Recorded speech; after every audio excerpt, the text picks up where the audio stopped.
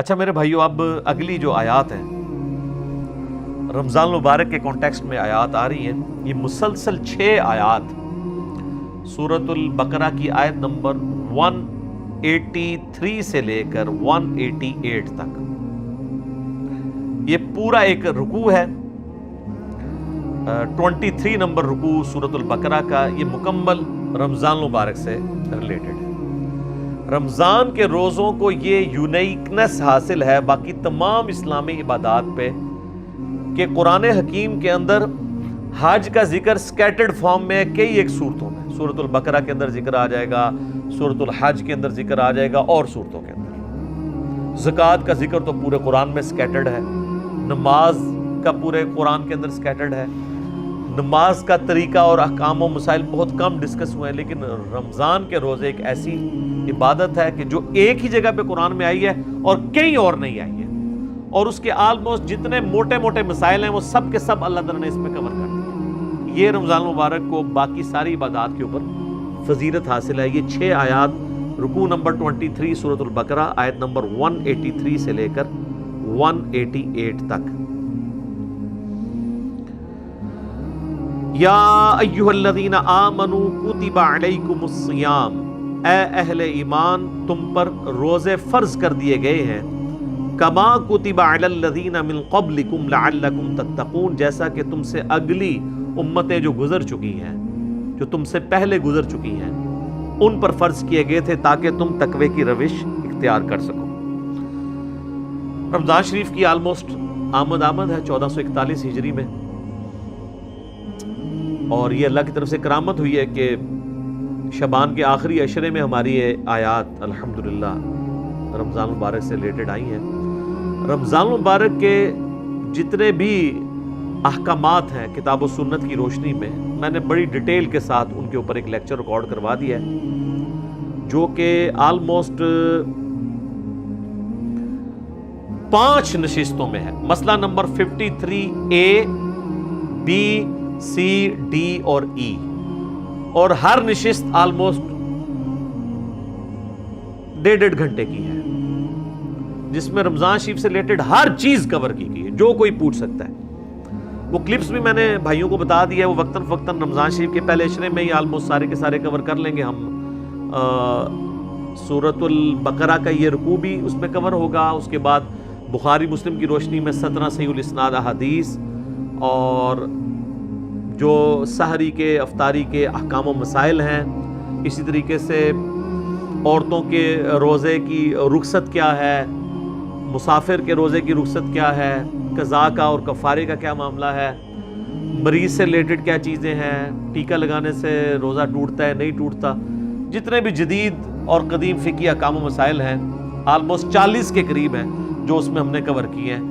ایک ایک حدیث کا انٹرنیشنل نمبر اس میں بتایا ہے،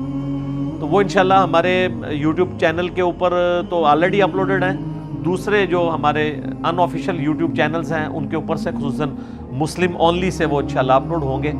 اور ہمارے فیس بک جو ہے انجینئر محمد علی مرزا، اس کے اوپر یہ انشاءاللہ تعالیٰ ساتھ ساتھ اپلوڈ ہوں گے۔ آپ کو واٹس ایپ گروپس میں بھی انشاءاللہ تعالیٰ وہ کلپس آنا شروع ہو جائیں گے انشاءاللہ تعالیٰ۔ حصول برکت کے لیے میں 2-3 حدیثیں بیان کر دیتا ہوں۔ بخاری اور مسلم دونوں کی حدیث ہے کہ نبی صلی اللہ علیہ وآلہ وسلم نے فرمایا، جب رمضان کا مہینہ آتا ہے تو اللہ تعالیٰ جنت کے دروازوں کو کھول دیتا ہے اور جہنم کے دروازوں کو بند کر دیتا ہے، اور سرکش شیاطین کو قید کر دیتا ہے۔ تمام شیاطین نہیں، سرکش شیاطین۔ ایک اور حدیث ہے، نبی علیہ السلام نے فرمایا، یہ بھی حدیث بخاری و مسلم دونوں میں ہے، کہ رمضان المبارک میں اللہ تعالیٰ نیکیوں کا ثواب آلموسٹ 10 گنا سے 700 گنا تک بڑھا دیتا ہے، اور اللہ تعالیٰ فرماتا ہے کہ روزہ خاص میرے لیے ہے اور میں ہی اس کی جزا دوں گا۔ اور ایک ترجمہ یہ بنتا ہے، روزہ خاص میرے لیے ہے اور میں ہی اس کی جزا ہوں،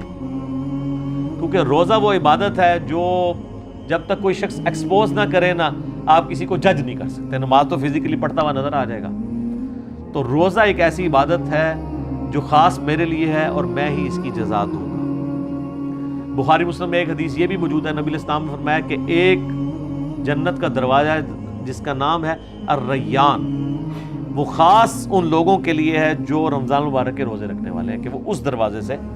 داخل ہوں گے۔ پھر بخاری اور مسلم کی ایک اور حدیث ہے، نبی الاسلام نے فرمایا جس نے ایمان اور احتساب کے ساتھ رمضان المبارک کے روزے رکھے، ایمان اور احتساب یعنی ایمان کے ساتھ اور احتساب ہے اصلاح نفس کی کوشش پلس ثواب کی نیت خالصتاً اللہ کے لیے، تو اللہ تعالیٰ اس کے پچھلے سارے گناہ معاف فرما دے گا۔ جس نے ایمان اور احتساب کے ساتھ رمضان المبارک کی راتوں کا قیام کیا، اللہ تعالیٰ اس کے پچھلے سارے گناہوں کو معاف کر دے گا۔ جس نے ایمان اور احتساب کے ساتھ شب قدر کا قیام کیا، اسے پچھلے سارے گناہ اللہ تعالیٰ معاف کر دے گا۔ اور یہ میں نے سب سے آسان طریقہ اس میں بتایا کہ آپ ایٹ لیسٹ عشاء اور فجر کی نماز کا اہتمام کریں کہ کوئی رکعت فوت نہ ہو۔ صحیح مسلم میں حدیث ہے، ایک تابعی کہتے ہیں میں مسجد میں بیٹھا تھا، مسجد نبوی کے اندر حضرت عثمان غنی رضی اللہ تعالیٰ عنہ علیہ السلام کا دور تھا، تو مغرب کی نماز کے تھوڑی دیر بعد حضرت عثمان مسجد میں آ گئے اور مجھے انہوں نے کہا کہ بیٹا میں نے نبی علیہ السلام سے یہ خود سنا تھا کہ جو شخص عشاء کی نماز جماعت سے ادا کر لے گویا اس نے آدھی رات کا قیام کیا،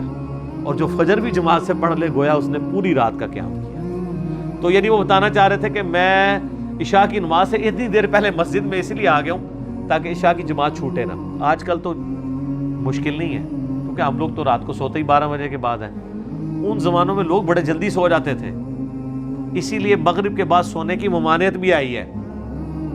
پورے دن کی مزدوری فجر کے وقت اٹھے ہوئے ہوتے تھے،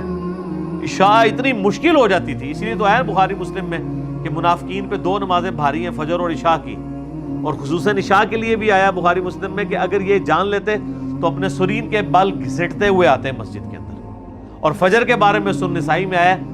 کہ میرا دل کرتا ہے ان لوگوں کے گھروں کو آگ لگا دوں جو مسجد میں نماز نہیں پڑھتے، فجر کی نماز کے بارے میں بھی، اور بخاری مسلم میں یہ الفاظ جو ہیں وہ عشاء کی نماز کے بارے میں بھی ہیں۔ تو آج کے زمانے میں آپ ذرا عشاء کو نہ قیاس کریں، آج کل تو عشاء سب سے آسان ہے ہماری نمازوں میں، کیونکہ ہماری جو روٹین ہے لائف کی وہ بدل چکی ہوئی ہے،